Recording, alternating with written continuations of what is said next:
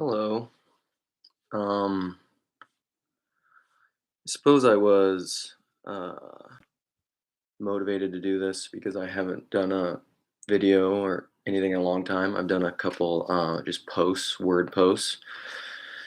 And one of them is the title of this video, which is anything that I truly know I cannot explain. Here I go to explain it. And uh, and I often find myself oscillating between um, these two poles of wanting. Okay, well, first off, I'm intellectually, I really like to think about ideas. Not all people do. A lot of people that I know in my family and personal life do not like to think about ideas, do not like to talk about ideas. Um, and Part of that is just, as far as I understand, big five temperament stuff. Some people, it's called openness to ideas. So it's one of the two parts of the open trade openness, and I'm very open to talking about ideas. I can't remember what I am, in the 90s, 94 or 96 percentile, something like that. um I really enjoy it. And there are uh then another aspect of my personality is that I'm an Enneagram 4, and I watched this video recently of a guy who has a small YouTube channel on the Enneagram, who is an Enneagram 4. He was interviewing an Enneagram 4, and he said, "What's one of the difficulties that you faced being an Enneagram 4?" And this woman he was interviewing said, um, "The feeling that something is always missing."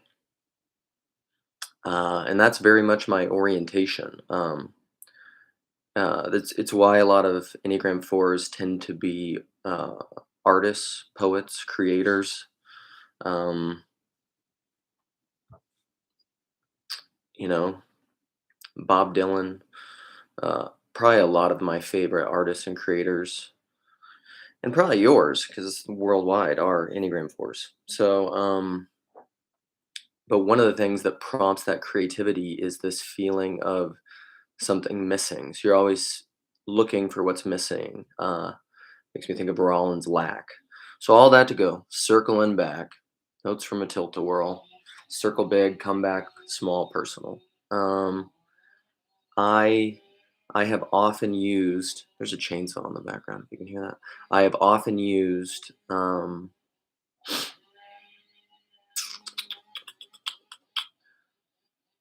language, conversation, confession, vulnerability. I have used, and I think this word "used" is appropriate. Used, I kind of associate with mammon. I'm acting, I'm exerting my will in order to get something. I've often been, I think ultimately I'm seeking communion, but I'm seeking communion in a assertive way, in a masculine way. And so often I've used language, conversing about ideas, as a way to, um, it's an attempt to relate to people, but I think, this is the difficulty of all things, is that embedded in, because anything that is real and all things that are real, which I think are persons and relationships, have it's the identity of identity and difference. Um, the Everything is a relationship. Everything is a polarity. Everything is a field. I think a person is a field. Everything is personal. It's kind of angels all the way down, people all the way down, and uh, and so anytime you do anything, the opposite is included in it. So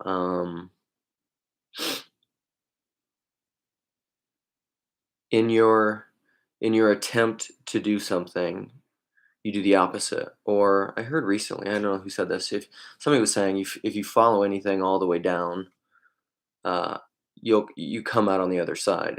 And this is a very old idea. It's the yin yang, Tao, trampling down death by death, uh, resurrection by a death. But the most subtle, difficult part of that is like you cannot use death as a means to achieve the other, otherwise it's a false death. So I cannot use my desire to talk about ideas as a mean of communion, or it's a subtle subterfuge. Um, so back to the title of this, all you can ever all one can ever do is relate to another. Explanations are meaningless. If you are seeking understanding via definitions and facts and explanations, you are you are participating in a you could call it a psychotechnology, a technique, a mode. You are attempting to use a psychological, mental, intellectual tool to achieve some end, which, in my grand schema, is probably the most fundamental aspect of technological babble. We see it now played out in, because this is how these things work, spiritual affecting materiality. There's an emergence and an emanation aspect to both of those things, and which way is the causality happening? Both, I would say. But you're seeing this now in the machine, what Paul Kingsnorth calls the machine, or Elul has talked about this. A lot of people have talked about this. There's this world of quantity and technique, which is really about the imposition of will, I think, rather than a synergy or a cooperation between persons. It's an insisting on one's own way and using technique to get that versus a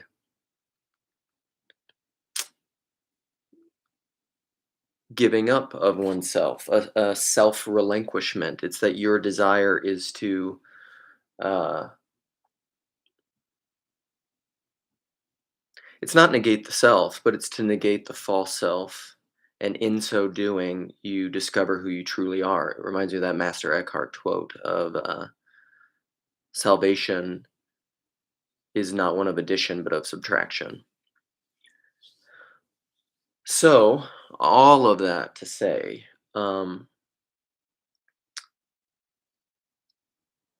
the subtle trick, the subtle move, the subtle antichrist is that we will never understand anything. You will never get meaning through explanations and definitions.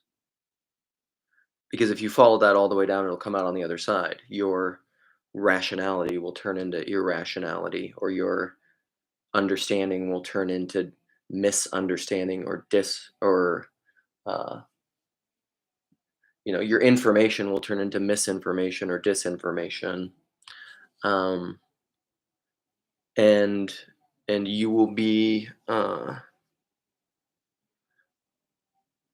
story of my life disappointed, right? Or as I heard in this little brief YouTube thing recently, Dax Shepard was on this podcast I've been listening a lot to, this Rick Glassman podcast, because I've been doing less of this intellectual stuff because of my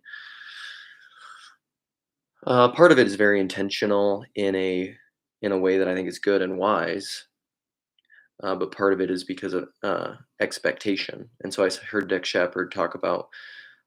He said expectations. I think the title is something like "Expectations are resentments waiting to happen." And trying to remember to put these things in the Enneagram video for anyone who wants to listen.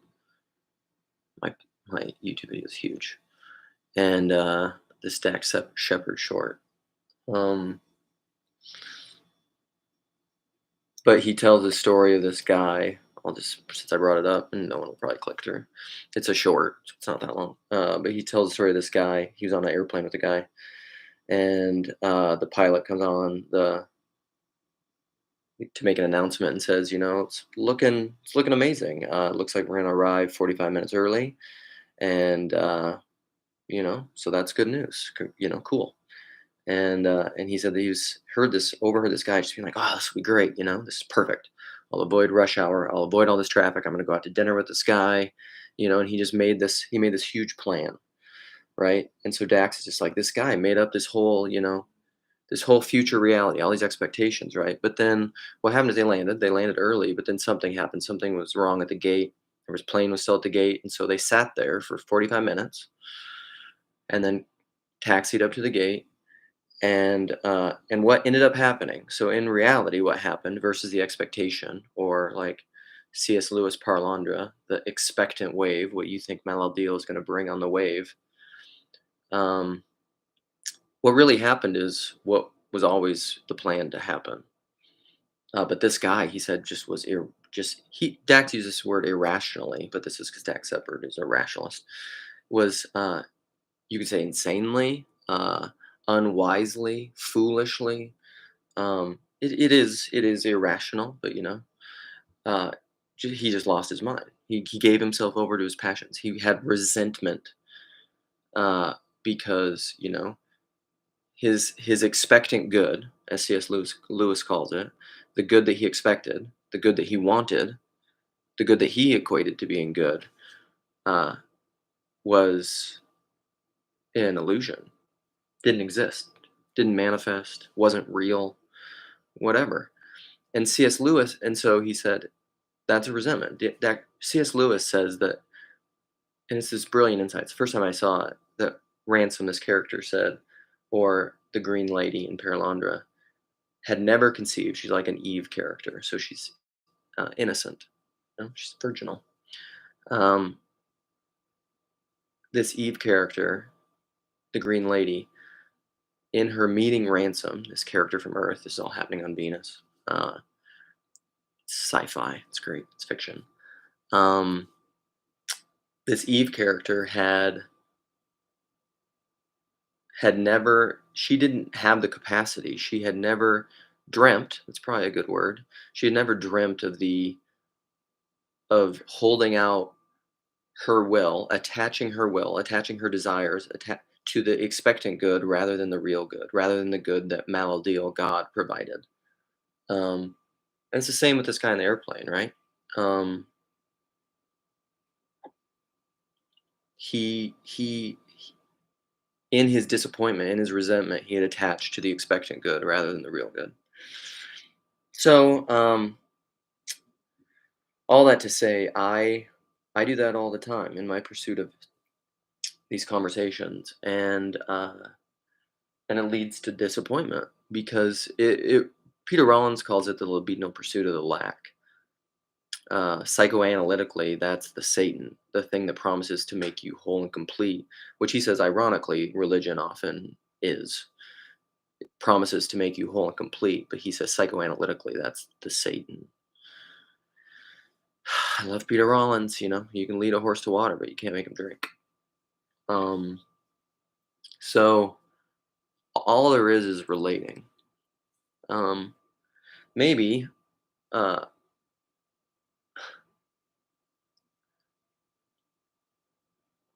so rather than this desire to impose your will or your ideas or to colonize other people with your worldview or the way that you see it, um, all you can do is present your ideas and then I suppose let it be. Sow seed, right? Um, be a farmer, be a fisher of men, be um, who knows, age of Aquarius, right? What we are moving out of Pisces, the fishing of men, into the age of Aquarius. And what does that mean? Become a flying fish? Um, I don't know. That's my broad idea. I guess it's like anything. God is he about whom we must never speak, but we must always keep speaking. Um, and all these brilliant thinkers at the end of their life, they say all their writing, all their words, everything is straw. It's like my friend Cal says, writing on water. That's all it ever is. And I guess what prompted this morning, what prompted me to say it is I was listening to PBK's new video. I haven't been following his stuff for a lot of the same reasons I've been articulating here. But I was listening to his video and he said something like he was talking about the sticky business of translation and how translation is always difficult, and this is very true. Growing up Protestant, we had this whole I went deep into these realms of intellectual evangelical Protestantism, and there's the spectrum of translation, which is like the literal word for word, which would be like a New American Standard Bible, or the King James is closer to a word for word literal translation. And then you go all the way over here to like the Message or a paraphrase or, a translation, right? This is more of a translation. This is a literal word for word. But the the myth there is there's a embedded baked in rationalism to that, as if this word for word doesn't involve translation. It is as if there is a word for word. There isn't. And so I made one comment on Paul's video, but it was this. I didn't know is that I've heard this recently. I don't know where it came up. But all translators are liars. Who sent that to me? Oh, it was my friend from church. I was like, that was a real life conversation that I had around Pascha. My friend, I'll maybe share this with him. My friend Alexei from church, because he natively speaks Russian. It's his first language, and we were talking about differences between Russia and Russian, reading books in Russian versus English, and Dostoevsky and whatever. And he said, and he quoted that, and it's an Italian proverb. It's maybe older than that. I don't know. All translators are liars. Um, the second you bring something down, and this is the difficulty. The second that you take something out of your mind, your preverbal, unexplainable. Although with iconic thinking, maybe the pre-verbal, unexplainable, unarticulated thing can be present in the articulation, and it must be to some extent. Otherwise, there can be no communication. But can it be fully present? Can it ever be fully present? I don't know. Um, so, in the expression of a thing or in the translation of a thing, how much of the thing is present in the expression? And maybe this is the Peugeotian. The expression of the infinite is also infinite. But in the attempt to get full communion in your expression of a thing, you also realize that if everything is infinite, if the human being is infinite, if the person is infinite, if the expression is infinite, then no matter how close I get to this full communion and this is a quantitative myth, right? It can't ever be quantitatively full, but can it be qualitatively full? Well, in love it can, perhaps, I guess. Maybe I'm just working this out. This is my video diary. Um There is a way in love that the expression of the thing, although infinite, the other person can receive that infinity, and they can simultaneously receive that infinity but still be infinitely far away. It's the drop in the ocean. But the drop in the ocean contains the essence of the water, no? I don't know, man. I'll try to remember those two videos to put in the links. Um, that's where I've been at. Few people will see this. Are you one of the elect? Are you one of the select? Or are you one of the select few? That's the end.